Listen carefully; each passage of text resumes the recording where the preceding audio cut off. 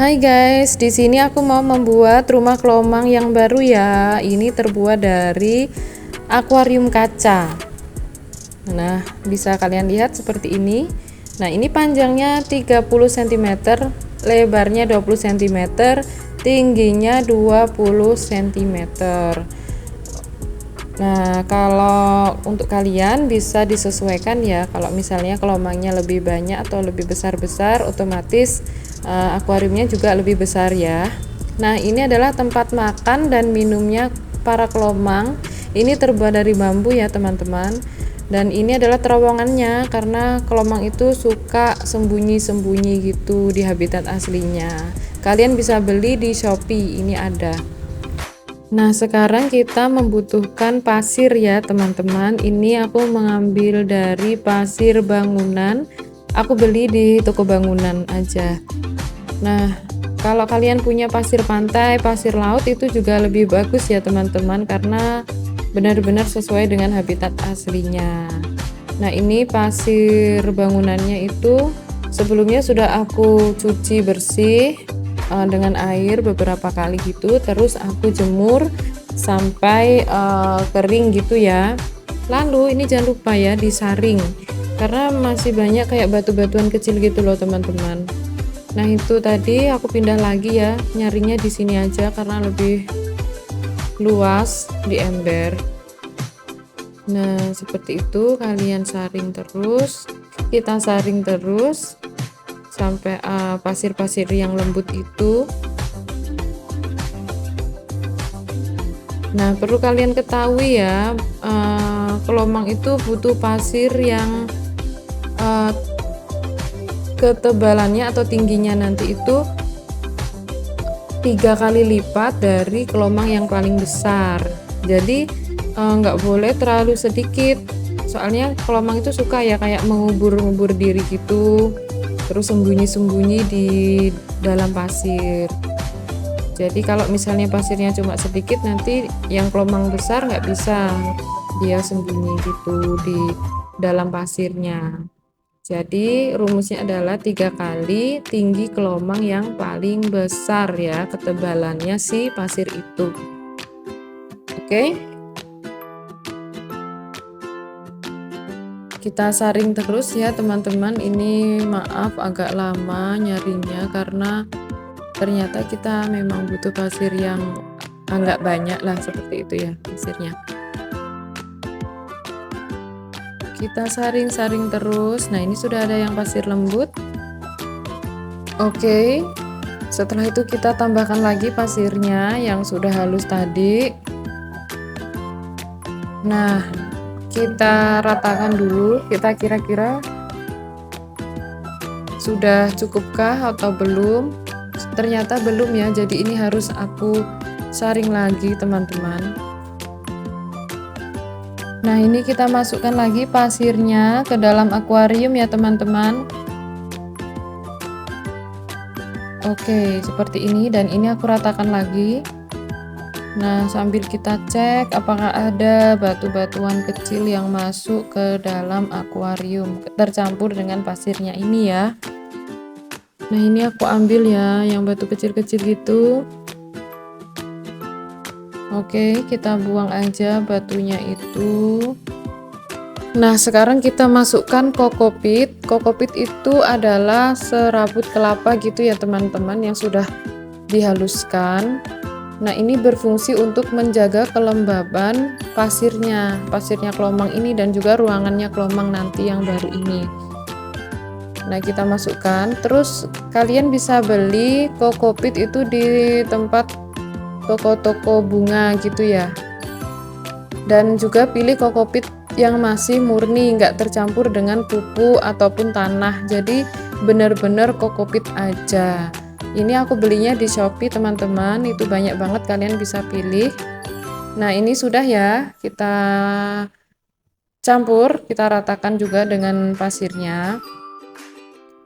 Dan juga ini kokopitnya itu juga tidak boleh terlalu banyak ya, teman-teman, karena nanti akan membawa sifat asam di pasirnya itu. Cukupan saja. jangan sampai terlihat sangat coklat gitu ya, sangat penuh. Nah seperti ini, mungkin sekitar kira-kira sekitar 1:5 gitu ya teman-teman. Nah ini hanya untuk pelembab saja, melembabkan ruangan, suhunya di sini. Karena kelomang itu tidak bisa ya hidup di daerah yang terlalu kering ataupun basah, sangat basah atau banyak airnya juga tidak bisa, nanti kelomang juga gampang mati gitu teman-teman. Nah ini kita sesuaikan dengan habitatnya. Nah, bisa kita lihat kan, nah ini kokopitnya nggak terlalu banyak ya teman-teman.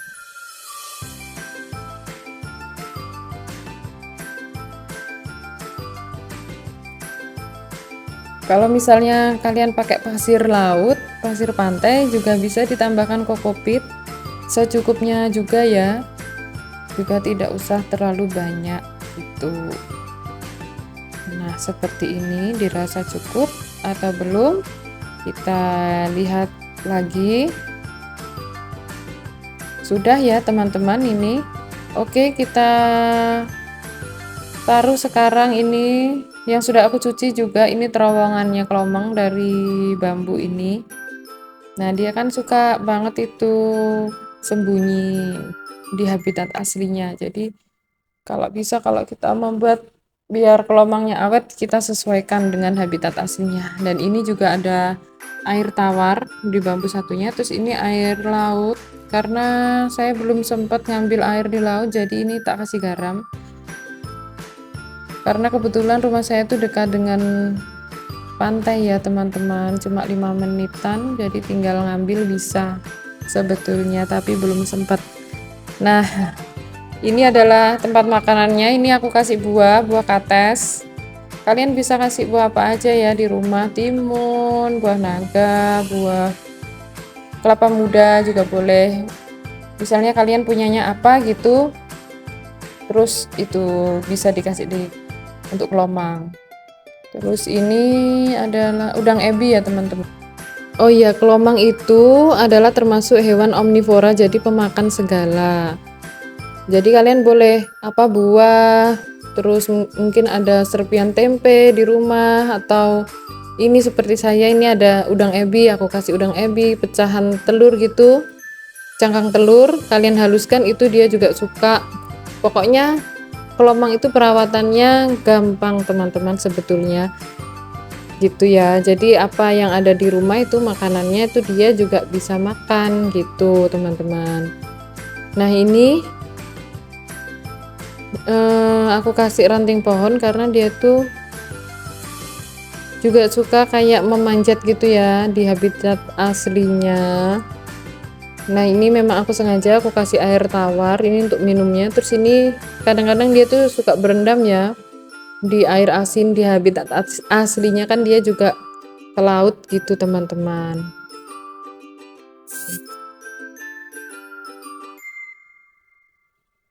Oke baik, kita masukkan kelomangnya. Nah ini dia cukup besar teman-teman. Nah seperti ini.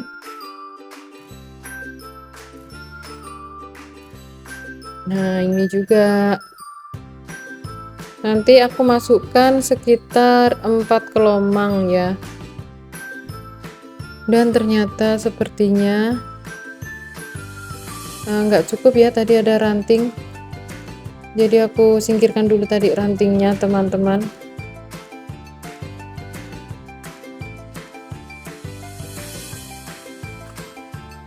Nah ini, oh iya, aku masukkan 5 kelomang teman-teman ya. Jadi ada yang ukuran besar, terus ada yang medium ke besar ya gitu. Nah ini kita masukkan ranting lagi, mungkin dia untuk memanjatnya di ini rantingnya aku ganti ya teman-teman, ini yang lebih kecil jadi nggak memakan banyak tempat, biar si kelomangnya bisa bergerak lebih bebas. Kalau tadi agak kebesaran deh kayaknya. Nah ini terowongannya aku balik kayak gini, yang penting dia tetap bisa kayak sembunyi-sembunyi gitu ya teman-teman. Nah ini aku masukkan lagi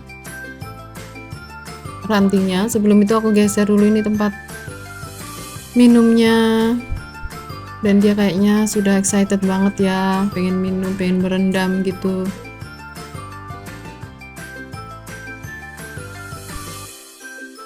Nah ini kita atur sedemikian rupa biar mereka nyaman gitu teman-teman. Oke. Nah ini dia sudah bisa ya, nanti dia memanjat gitu, terus bisa sambil minum atau berendam gitu. Nah ini kita tata lagi ya, pokoknya yang senyamannya gitu aja deh teman-teman. Oke. Nah ini jangan lupa cangkang ke lomang ya yang kosong, nanti dia biar bisa pindah cangkang, karena kalau dia itu tumbuh semakin besar dia butuh tempat untuk pindah cangkang, karena sebenarnya cangkangnya kelomang itu nggak bisa tumbuh teman-teman, karena memang para kelomang ini terlahir tanpa cangkang ya sebetulnya. Jadi dia langsung pindah ke cangkang bangkai siput yang udah nggak ada isinya itu gitu, terus sampai dia bertumbuh-tumbuh, dan itu juga harus ganti cangkang yang lebih besar gitu teman-teman. Oke, sampai sini ya teman-teman. Nanti kalau ada kekurangannya tolong kritik dan sarannya ya, silahkan tulis di kolom komentar. Semoga video ini bermanfaat. Bye bye.